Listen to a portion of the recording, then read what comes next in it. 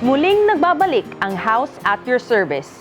Ngayon naman, pag-usapan natin ang layunin at saklaw ng napapanahong panukalang batas. Ngayon 20th Congress, inihain ni Representative Nico Raul S.J. Daza ang House Bill 21 or ang Act Ensuring Child Support and Penalizing Parental Refusal or Neglect Thereof.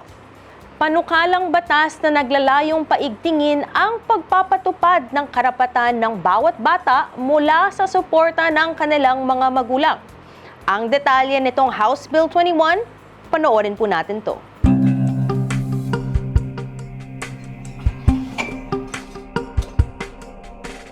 Nak, bilisan mo na, ihatid pa kita. Malilate ka sa school. May tinatayang 14 hanggang 15 milyong solo parents sa Pilipinas. Sa bilang na iyon, 95% ay kababaihan. Ibig sabihin, halos lahat ng solo parents sa bansa ay mga nanay. At ang pinakaapektado rito ay ang mga batang biktima ng hiwalayan. Hello? Ano na? May bala ka pa bang magbigay para sa mga anak mo? May trabaho ka, di ba? 5 taon na yung mga anak natin. Di ka man lang ba naawa? Ni pisong duling hindi ka makapagbigay. Awa? Ipapaalala ko lang sa'yo. Ikaw yung sumama sa akin. Hindi kita pinilit. Tsaka, huwag ka na yung tumawag. Magkalimutan na tayo. At wala akong pake sa'yo at dyan sa anak mo. Dahil dito, mas lalong tumaas ang bilang ng kasong non-payment of child support sa regional and local offices ng Department of Social Welfare and Development o DSWD. Bagamat mayroon ang umiiral na batas tulad ng RA 9262 o Anti-Violence Against Women and Their Children, marami pa ring mga single parents, lalo na ang mga bata, na patuloy na naghihintay ng sustento na dapat ay kusang ibinibigay. Ay, hindi maganda. Kasi parang hindi ka talaga parent nun, di ba? Ginawa nyo yun, dapat lalo rin kayo, liable din kayo, obligasyon nyo yun. Para sa food, pag-aaral, di ba? Para din maging mabuting mamamayan yun. Kasi kung hindi rin sila magsusustento, ano yung mga bata, magiging palaboy-laboy sa kalsada. Wala rin, di ba? Siguro kailangan nilang bigyan ng punishment ng batas, yung mga magulang na inaabandon yung mga bata. Kasi siyempre, nag-anak sila eh, di ba? Bakit hindi nila itaguyod yung mga bata? Dito sa Quezon City, nakilala namin si Nanay Sheila Montalban, isang halo-halo at street food vendor. Tulad ng nakararami, hindi rin nagsusustento ang ama ng kanyang mga anak. Ma'am, ilan po yung anak po ninyo? 4 po. Gaano na po sila katagal? Hindi nagbibigay ng sustento? Tagal na, siguro mga nasa 15 years. Kasi 18 years old po yung panganay ko. Mga 15 years na po walang suporta. So, paano niyo po sila binubuhay ngayon? 4 po ang anak. Wala, kayod ano talaga, kayod marino. Ayun. Ito nga, titinda bilang vendors. Ano po yung monthly? Halo-halo, pag sa ganitong oras, tapos pagdating ng hapon, nagbabarbecue ako. Sinubukan niyo na rin po ba pag-proceed sa legal processes? Matawag sila sa barangay? Ay, hindi po. Bakit? Wala, maraming nagsasabi sa akin na ganun daw kasi ano tawag din, may batas nga daw na kailangan ganyan. Pero hindi ko na inano kasi alam naman nila eh. So, kung gusto talaga nila, di ba, gagawa sila ng paraan. Wala, talagang ang hirap talaga. Lalo na financial nga. Pero wala akong magagawa eh. Kasi wala nga mga trabaho daw. So, hindi ko na in-insist. Kaya ito, naghahanap buhay na talaga. Talagang doble kayod. Nanay, tatay, kailangan mag-ilakanhan, suporta sa mga anak ko. Ito ang problemang tinutugunan ng House Bill No. 21 o ang Child Support Responsibility Act na isinulong ni Representative Nico Raul Daza sa 20th Congress.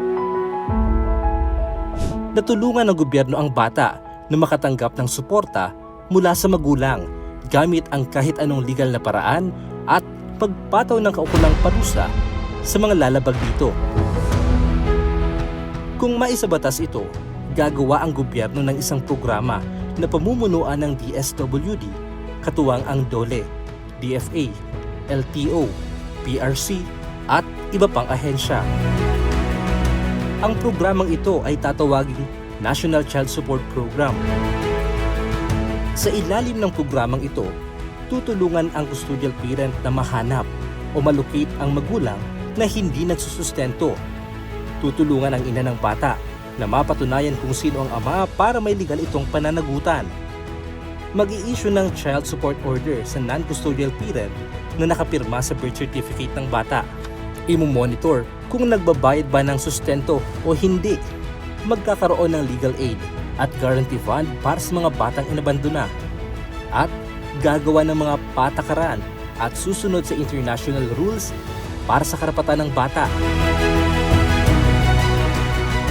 Kapag hindi naman nakapagbigay ng sustento ang magulang, may kapangyarihan ang gobyerno na bawasan ang kanilang sahod, kunin ang iba pa nilang kita, i-hold ang kanilang license at passport at lagyan ng claim ang kanilang mga assets at ipawalang bisa ang anumang pag-transfer ng kanilang ari-arian.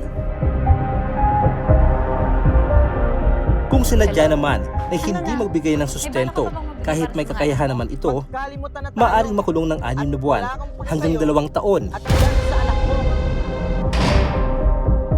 Mas mabigat kung ang offender ay isang public officer o government employee dahil maaari itong makulong ng hindi bababa sa 4 na taon hanggang 6 na taon.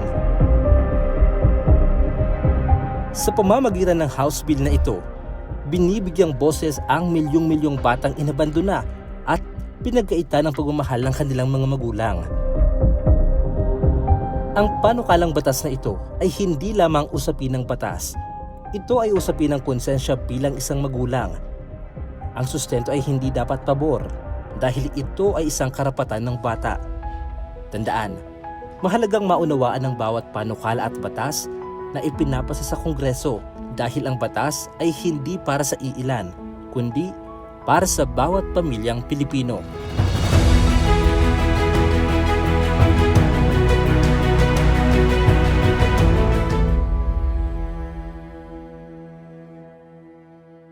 At iyan ang House Bill 21 na isinulong ni Northern Samar 1st District Representative Nico Raul S.J. Daza. Panukalang batas na bubuo ng National Child Support Program under the DSWD Office. Sa pamamagitan nito ay mapapaigting pa ang pag-aksyon ng DSWD para sa mga hinaing ng mga single parents o mga inabandona na mga anak. Sa pamamagitan nitong House Bill, magkakaroon na ng automatic wage deduction, property attachment, asset garnishment, license and passport restriction and fraudulent transfers para sa sinumang parents na oobligahin magsustento sa kanilang mga anak. Kaya mga mommies at daddies, maging responsable tayong mga magulang. Mahalin natin ang ating mga anak dahil karapatan nilang makatanggap ng tamang pag-aaruga at suporta mula sa inyo. Pero kung kayo ay magmamatigas at magiging makasarili, may mga batas tayong susuporta sa kanila at sisiguraduhing maipilit sa inyo na maging responsableng mga magulang. At sa aming pagbabalik, isang ina mula sa Marikina City, 14 years nang iniinda ang pagkabingi ng kanyang 2 tenga. Ang ating agarang pagtugon sa kanyang hinaing pang-medikal, abangan, maya-maya lang. Kaya huwag po kayong bibitiw at magbabalik pa ang House at your service.